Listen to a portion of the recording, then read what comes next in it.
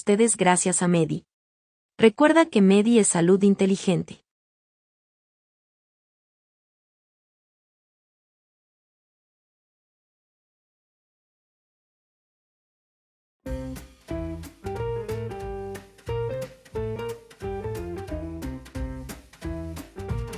Hola, muy buenas tardes. Bienvenidos una vez más al podcast Hablemos sin Bata. El día de hoy nos acompaña el doctor Miguel Varela, ya ha estado con nosotros en capítulos anteriores y pues yo también voy a estar aquí platicando un poquito sobre el tema del autismo, que es un tema que este mes vamos a estar escuchando mucha información por bastantes lugares y pues hay muchas dudas y creo que sin duda es importante poder platicar un poquito más al respecto. Pero bueno, ¿cómo has estado, Miguel? Bien, bien, Daniel, qué gusto en saludarte y gracias por la invitación. La vez pasada platicamos un poquito de trisomía 21 y como bien dices, ahorita estamos en los días en donde se habla del autismo, ¿no? Como parte de todos estos trastornos que es muy importante conocer y entender. Gracias por la invitación. No, de que encantado de que pueda estar con nosotros aquí platicando. Ya sabes que aquí siempre tienes tu casa y siempre vamos a poder platicar de todos los temas que se puedan, ¿no? Pues si te parece, pues vamos comenzando de una vez. Seguimos con la dinámica de todos los capítulos.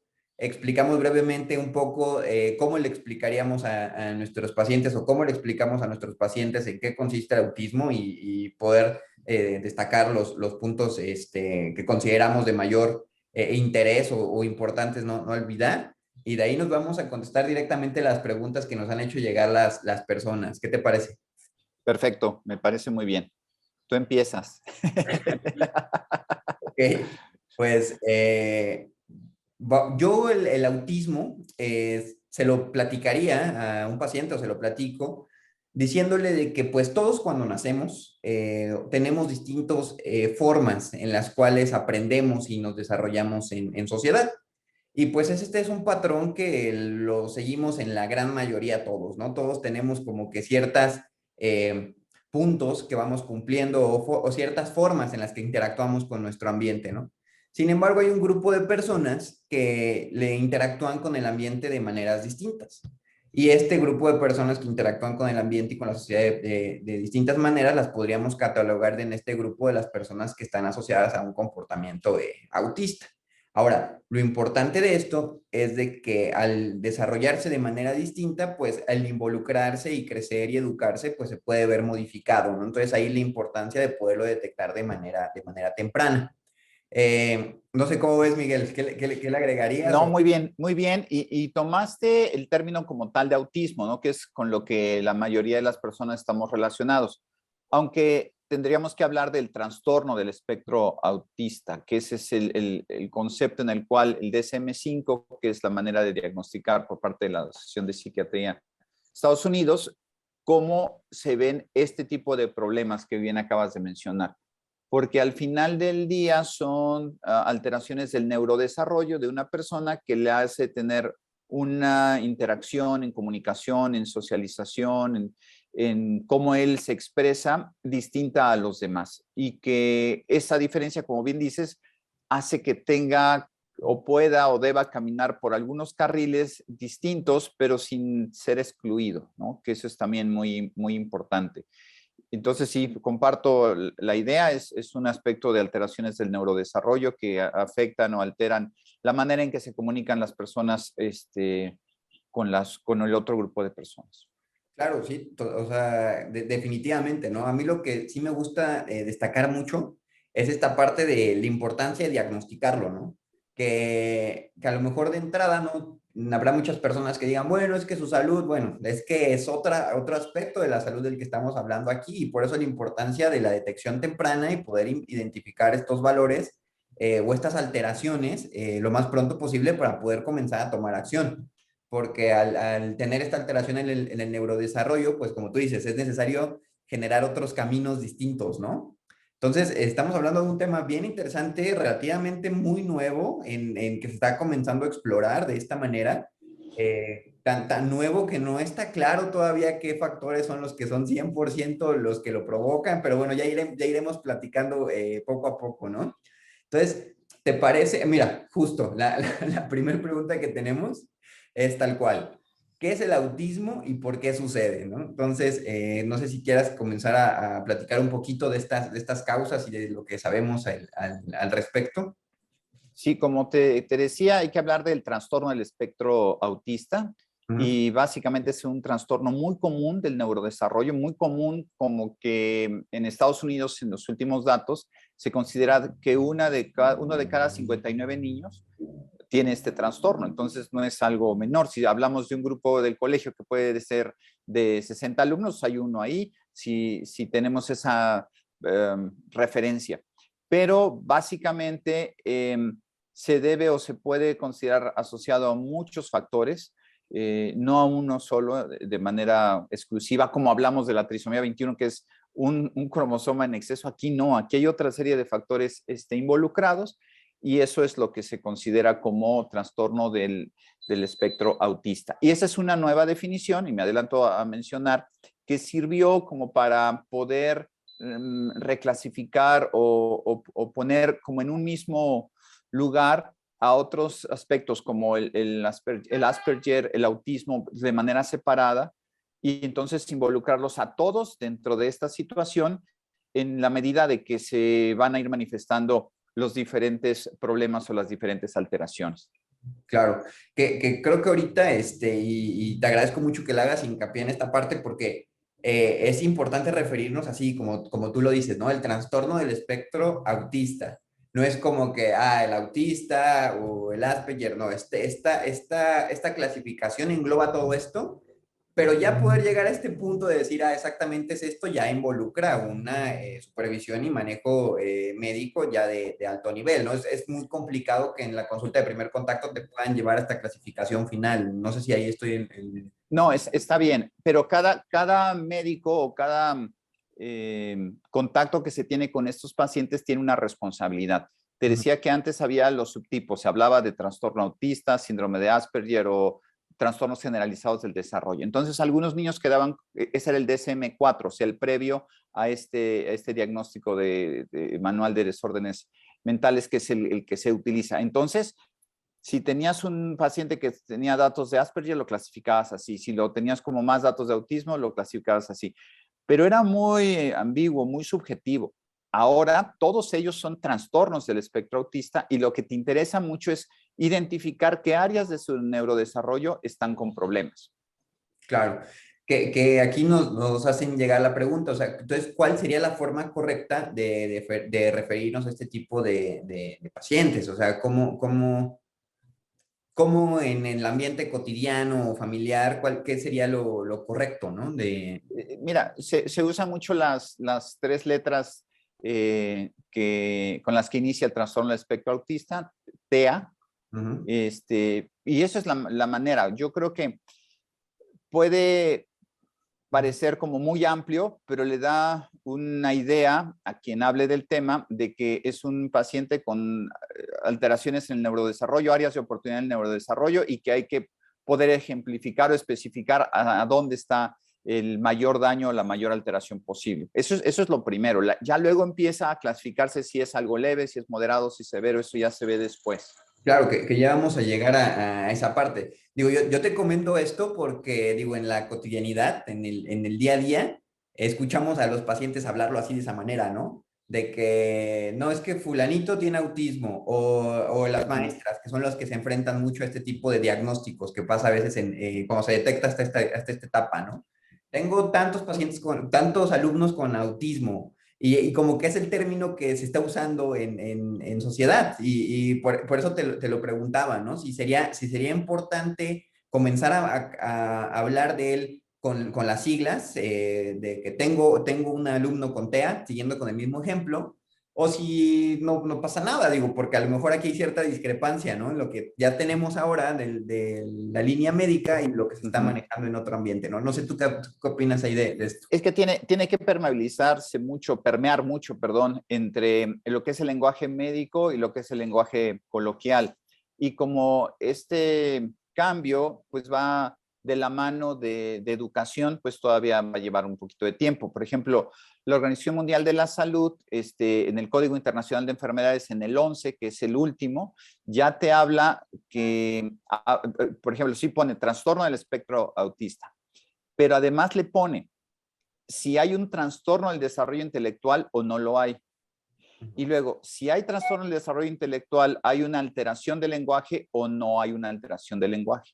Entonces, esto te va dando como un caminito hacia donde se van a clasificar los pacientes. Entonces, para el grupo de papás o de familias, como que de entrada no les va a resultar familiar, pero después les va a ser muy importante porque van a poder entender en qué escalón está su bebé, en qué escalón está su niño.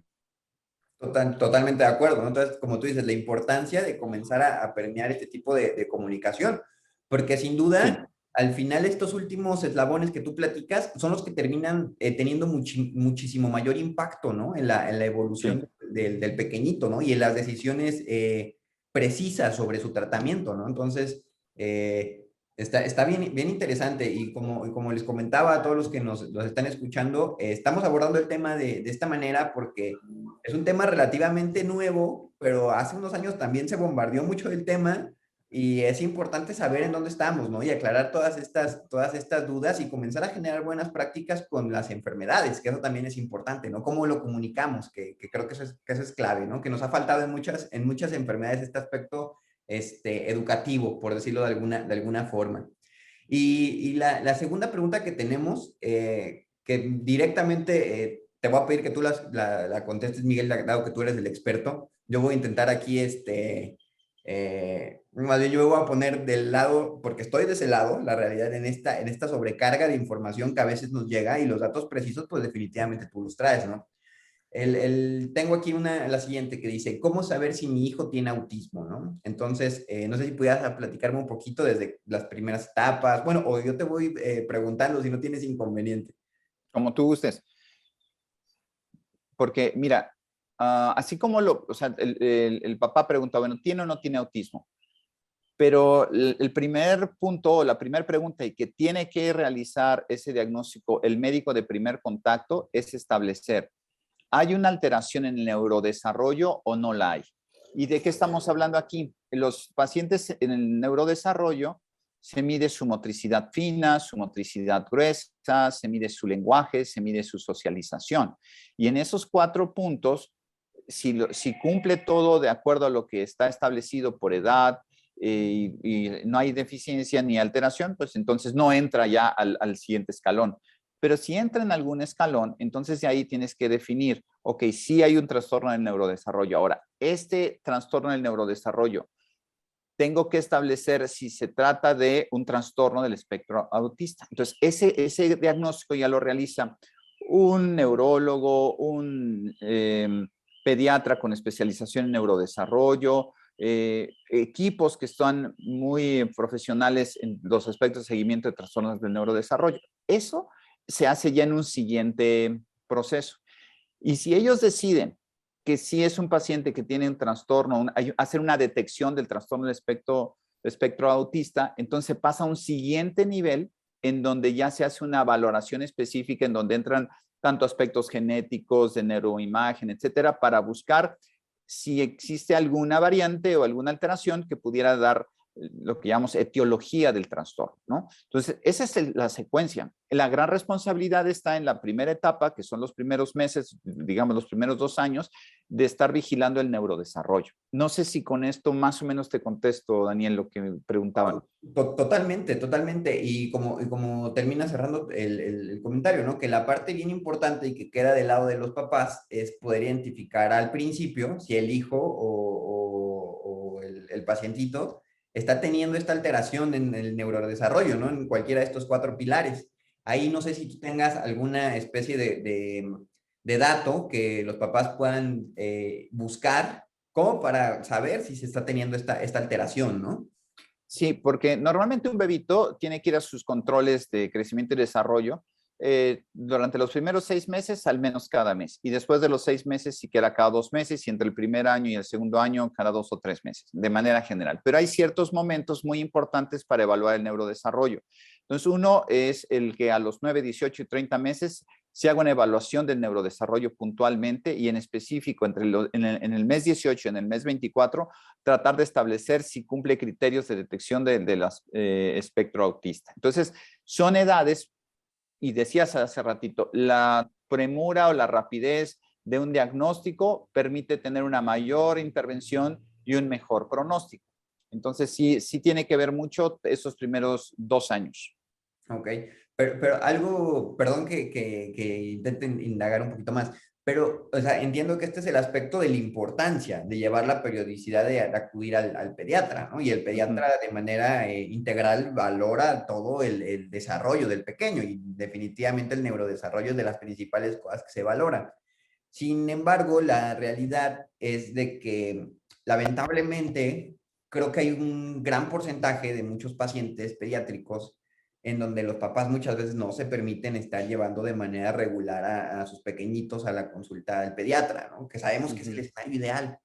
Para esos casos que se deben de evitar cada vez más, que se deben de acercar cada vez más al pediatra, ¿hay algo que ellos puedan identificar que pueda desencadenar este trigger o esta intención de decir, ok, algo aquí no me está checando? Digo, a lo mejor en los casos ya más avanzados va a ser muchísimo más evidente, ¿no? Cuando ya se tiene algún otro tipo de alteración o se va a detectar hasta que el pequeñito ya creció, ¿no? O sea, que yo ahí me refiero, o sea, en esos casos, en estos pequeñitos que comienzan a tener alteraciones, pero a lo mejor no son tan evidentes, ¿en qué cosas es importante fijarse, no? Muchos de los padres primerizos a lo mejor que no pueden comparar el desarrollo de su hijo con un hijo previo.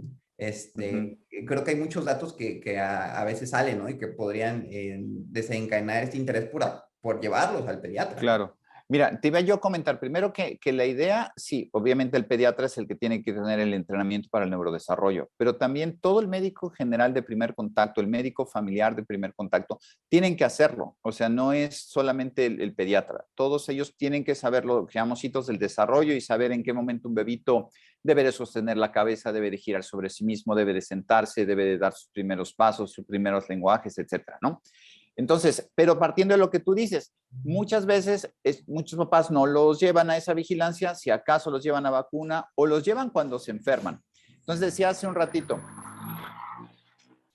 hay edades en donde es muy importante decir, a ver, ya tienes 9 meses, ¿cómo vas? Ya tienes 18 meses, ¿cómo vas? Ya tienes 24 meses, ¿cómo vas en neurodesarrollo? O sea, son edades importantes. Pero ¿qué buscar como le llama CDC, banderas rojas, datos de alarma? Si un bebito a los 12 meses no responde a su nombre, alarma. Si a los 14 meses no señala objetos para mostrar interés, o sea, que un objeto llame su atención, alarma. Si a los 18 meses no hace por crear escenarios de imitación en donde él crea sus propias historias y arma sus carritos y tiene sus diálogos con sus muñecos y hace toda una historia ahí de juego y de involucrar a otras personas, si él no lo hace, si no finge eso, que es algo natural en el lactante mayor, aguas, bandera roja. Pero ya de manera general, y dependiendo de las edades, cuando un bebito no hace un buen contacto visual, y que eso es una de las dos cosas que más llama la atención. Tú le hablas a una persona y esa persona pues busca tus ojos o busca tu cara y establece una interacción. Cuando eso no sucede en un bebé que tú le llamas y que no hace interacción visual, aguas. Si tiene un retraso en el habla o en el lenguaje, cuidado. Si hace como una repetición constante de la misma palabra una y otra vez, cuidado. Si le preguntaste algo y te contesta otra cosa, cuidado. Si de pronto tiene como mucha obsesión en hacer algo, lo mismo, cuidado, ¿no? Entonces, esas serían como conceptos generales de tomar en cuenta. Y estamos hablando de los primeros 2 años. Por ahí va más o menos, Daniel, ¿verdad? O sea, porque sí, claro, tienes toda la razón. Muchos no van a su control del niño sano o lo que es el crecimiento y desarrollo de manera normal. Claro, no, valiosísimo todo esto que platicas. O sea, yo sé que sin duda, o sea, ya ayuda a tener a veces una guía, porque no hay, o sea, a veces como padres creo que es complejo cuando estás teniendo un nuevo niño en casa, todo lo que tienes que cuidar y a veces no sabes qué es lo que está bien, qué es lo que está mal. Entonces yo sé que sin duda eso que nos acabas de comentar va a ayudar bastante, ¿no? Bastante, bastante. Y aquí la siguiente pregunta ya nos ha hecho bastante hincapié en eso, que es la que venía. Igual si quieres aportar algo más me dices, si no nos pasamos a la que sigue, pero dice, mi hijo puede tener un grado leve de autismo, pues creo que ya dejaste claro pues que sí, ¿no? Que son distintos. Bueno, está a lo mejor un poco mal planteada la pregunta por como hemos establecido, pero sería, mi hijo puede tener un grado leve de alteración con respecto al espectro autista, ya nos has contestado de que, pues, que sí, ¿no? Sí, porque ahí decíamos, primero lo clasificas según el DSM-5 y luego dices qué grado o la severidad. Entonces, si tiene un grado 1, dices es un bebé que necesita ayuda. Si tiene un grado 2, necesita una ayuda que se le considera notable, así se menciona en la literatura. La literatura quiere decir que requiere un poco más de ayuda que el grado anterior. Y un grado 3 necesita una ayuda muy notable, es decir, tiene muchas áreas de oportunidad y hay que trabajar intensamente con él. Entonces serían los 3 grandes grupos, pero ya clasificado como trastorno del espectro autista. Perfecto. Tenemos la siguiente que dice, ¿hay enfermedades o trastornos asociados a la alteración del espectro autista? Sí, sí puede haber comorbilidades y algunos otros síndromes que van también con acompañamiento de este trastorno y también por eso es importante diferenciar si existe alguna alteración genética que puede ser de las alteraciones cromosómicas por exceso, por deficiencia o por todas las variantes que hay y estas están de la mano o en conjunto con el trastorno del espectro autista. Y entonces ahí ya también separas a los grupos, ¿no? Pero estamos en general hablando de que cuando tienes un bebito con todas sus características fenotípicas, es decir, su expresión física es normal, es de un niño sin ningún otro problema, es en donde cuesta un poco más de trabajo establecer el diagnóstico si no lo pensamos. Y en el otro grupo, como ya hay manifestaciones de algunas alteraciones físicas o estructurales, ya sabes que tienes que buscar este tipo de trastornos con mucho más facilidad. Claro. Y aquí creo que nos regresamos un poquito a la importancia de saber por qué es bueno diagnosticarlo, ¿no? O sea, que como tú dices, puede ser que a lo mejor los grado uno puede pasar desapercibido si no se tiene el conocimiento de lo que está buscando, pero cuando ya activamente está buscando, podemos detectar estos casos y definitivamente va a sumar a su desarrollo cognitivo-conductual y a su incorporación en sociedad, ¿no? Entonces creo que es Sí. importante. Tenemos aquí, bueno, aquí ya se está generando un tipo de que se está asumiendo un cierto comportamiento que dice, ¿qué puedo hacer para evitar que una persona autista se vuelva agresiva o depresiva? Te comento, digo, de una vez la pregunta ya viene como asumiendo que va a ser agresiva o depresiva. Creo que sería interesante abordar desde aquí esta situación, ¿no? ¿Qué tanto esto es mito, qué tanto es real? Y si sí, ¿qué se puede hacer al respecto, no? No, lo que pasa es que una persona con la que no nos podemos comunicar muchas veces etiquetamos, ¿no? Si en este momento tú y yo perdiéramos la señal, tendríamos que empezar, o sea, perdiéramos la señal de lenguaje, como nos ha pasado un poquito que de pronto te dejo de oír o tú me dejas de oír, entonces nos deja como en un huequito, ¿no? De qué sigue, pero lo buscamos resolver de alguna manera amigable o empática, ¿no? Pero suponiendo que estuviéramos entre nuestros 5 minutos, ¿no? Si tú no me dices las cosas o si yo no veo clara la comunicación, pues termino la comunicación. En los adultos, en la interacción con los niños, eso pasa mucho. Si no logran interactuar con el niño, entonces se alejan de ellos y los empiezan a propiciar con mucho más aislamiento. O el niño en su respuesta no es lo que tú esperas y no logras entrar en ese ambiente o no logras interpretar sus señales, pues también lo pones a un lado o tú te manejas hacia otro lado y eso ocurre mucho con mamás o papás. Y ese es el gran problema, que el niño va a seguir exigiendo comportamientos. Por ejemplo, hay una pequeña línea que habla de que si pasamos del grado 2 al 3 es porque hay mucha ansiedad. Es decir, el niño, cuando lo sacas de sus patrones, entra en gran angustia y en gran estrés y se puede poner sumamente irritable o puede tratar de regresar a su patrón de actividad y poder verse como agresivo, pero lo que estaba demostrando es una gran ansiedad porque lo sacaste de su rutina. Y tiene uno que interpretar eso y eso ya es un solo dato para pensar es un grado 3 en la clasificación, ¿no? Entonces, no etiquetar a las personas, saber exactamente dónde están. Y hace rato decía, sus niveles intelectuales. Entonces, si tú ves, una cosa es que tengas un análisis del neurodesarrollo, otro de su capacidad intelectual y otro de su capacidad de lenguaje. Entonces, cada área que se ve afectada te va a dificultar la interacción y lo que decíamos al inicio y su comportamiento. Claro, sí, totalmente. Entonces, estas conductas que se podrían identificar como depresivas o agresivas dependen 100% de qué tanto se logró establecer un canal de comunicación con el pequeñito, ¿no? Y si no se ha logrado, pues obviamente lo vamos a percibir desde estas conductas, ya sea porque nosotros lo orillamos a que fuera así o porque no estamos entendiendo qué es lo que está pasando, ¿no? Qué Sí. interesante, ¿no? Y aparte, bueno, siempre no podemos descartar que el niño esté ansioso o que el niño esté depresivo, sí, pero no es que por ser autista o por tener el trastorno del espectro autista lo sean, sino porque también todo lo que es su ambiente alrededor influye. Entonces, fíjate, son la comunicación social, la interacción social, el comportamiento del bebito en sus patrones de repetición y la parte que tiene mucho que ver en esto con su lenguaje, lo que propicia un ambiente agradable o poco agradable para él en su familia o en su escuela, ¿no? Claro. Que creo que aquí justo le estamos ya abordando el tema del tratamiento, que mucho del tratamiento justamente se basa en eso, ¿no? En generar este ambiente propicio para que se pueda desarrollar el pequeñito, ¿no? Sí, sí, sí, el detectas, o sea, tiene un problema de lenguaje, hay que empezar a trabajar en el lenguaje. Tiene un problema de comportamiento repetitivo o sus intereses están restringidos, hay que interactuar ahí. Y interactúas de varias maneras, o sea, hay terapias específicas que le empiezan a darle un ambiente de seguridad, un ambiente de confort para que él en eso vaya avanzando. Si tiene un aspecto de socialización deficiente y también lo detectas, existen las herramientas. Entonces, no existe un fármaco. Existe una serie de medidas, pero existen fármacos que pueden ayudar en procesos de ansiedad, en procesos de depresión, en procesos de motricidad, en otras cosas, pero no necesariamente son para el trastorno, son para ayudar a Síntomas, por mejorar ejemplo. o disminuir los síntomas. Ok, perfecto.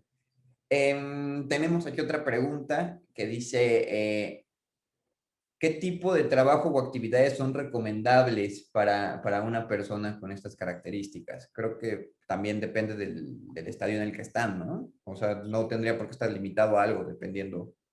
Si tienes que clasificarlo y ayudarlo. Una vez que tú entiendes en dónde está, le empiezas a dar elementos de seguridad, de confianza, de confort a él y a su mamá, a su papá, para que puedan tener un ambiente mucho, muy agradable, ¿no? Sí tiene que ponerse primero el diagnóstico, su clasificación y a partir de ahí avanzar. Ok. Tenemos a esta pregunta, fíjate, es bien interesante porque mucho tiempo se sonó y ha generado mucha confusión. ¿Hay relación entre el autismo y las vacunas? Nada que ver. Nada Perfecto. que ver, está perfectamente demostrado que se volvió, o sea, hubo una serie de artículos desafortunados de algunos médicos que confundieron y que luego eso los llevó a enfrentar muchas situaciones hasta legales, pero nada, o sea, no hay una correlación entre el uso de vacunas y lo que se hace en todo lo que son los primeros años y el desarrollo de este problema, ¿no? Y eso es algo que está muy estudiado y que no tiene que ser un motivo de ahuyentarse de los centros de vacunación o no llevar a los niños a vacunación porque les vas a generar un riesgo mayor de otras enfermedades. No, no es por ahí. Claro, sí, aquí definitivamente es un rotundo no, ¿no? O sea, Así es. esta es 100% basada en desinformación, esta creencia, porque históricamente ha habido mucha confusión, ¿no? Pero no confusión, esto es importante, cuando digo confusión es más confusión en la creencia social que confusión en cuestión de evidencia médica. Esa es la Exacto. diferencia. En cuestión de evidencia médica, es claro que no hay una relación, ¿no? Entonces, nada más aclarar ese punto. En general, Miguel, ya son casi todas más bien ya son todas las preguntas, muchas son repetitivas con cosas que ya hemos estado platicando. Sé que este tema es bastante amplio, que a lo mejor ya en cada caso particular va a haber muchas preguntas ya específicas, ¿no? De la situación en la que están, pero como lo hemos comentado también en capítulos anteriores, es que no hay enfermedades, sino que hay pacientes y se tiene que abordar al paciente en lo particular. Por eso es súper recomendable que aquí, como quedó en esta plática bastante claro, el seguir el control de las consultas con el médico pediatra, darle seguimiento, de siempre estar un paso adelante de lo que depara y poder generar este cuidado de nuestra salud desde la niñez, ¿no? Y hacerse el hábito que acudir al médico no va totalmente relacionado con lidiar con enfermedades, que es lo que tú decías, van hasta el pediatra ya que están enfermos, y que no, o sea, que es parte de llevar un control continuo, ¿no? Pero no sé, algo más que nos quieras comentar sobre este tema. Te compartí en el chat un link que es un link que es un navegador de autismo que se puede traducir al español y que puede ser muy útil para todos los que quieran conocer un poquito más. Existen muchas herramientas, muchos instrumentos que también utiliza el área médica para empezar a evaluar primero el neurodesarrollo y luego clasificar con algunos tests si tiene los patrones que hablamos, que son las alteraciones en la comunicación o en la interacción, que son los grandes dominios. Entonces, sí es importante eso. Y la otra es recordar los tres grandes niveles que decíamos: la detección del neurodesarrollo, la detección del trastorno espectro autista y el diagnóstico específico. Ahí en el diagnóstico específico ya empiezan las pruebas que pueden ser costosas, que pueden ser microarreglos de RNA que nos pueden llevar a conocer alteraciones cromosómicas específicas, un tema muy interesante y que empiezan a ser parte de los estudios de biología molecular. Y también los estudios de imagen con resonancia magnética que te permiten medir si existe o no alguna alteración en corteza, a veces no tan específicos, pero muy útiles. Pero no quiere decir que eso es lo que necesitas para hacer el diagnóstico, el proceso de detección. No confundirlo. Porque el paciente, desde que tú empiezas a ver su neurodesarrollo, tú intervienes, estimulación temprana, y ya luego te vas con mucho más especificidad de acuerdo a lo que vas detectando. Entonces, no se requiere una inversión de pruebas o pensar en que vamos a tener un medicamento costoso, se requiere un orden de su atención. Eso sería lo que yo ofertaría que recordemos todos, tanto el personal de salud como los papás. No, excelente aportación. Sin duda aquí la liga que me compartiste la vamos a dejar aquí en los comentarios para que las personas que quieran explorarla y conocer más al respecto, pues ahí la tengan accesible. Y pues muchísimas gracias por esta última aportación y por todas las que nos has hecho.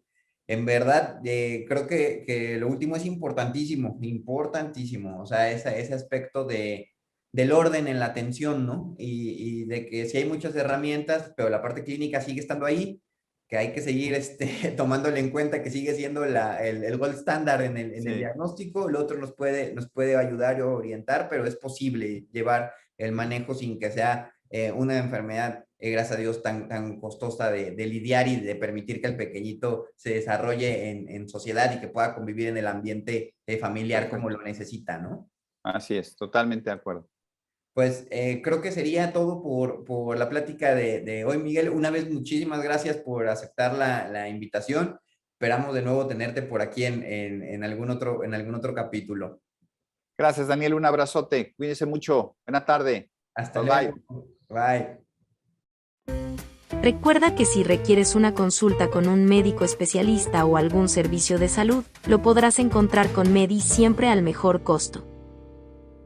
Descarga la app y comienza a cuidar tu salud.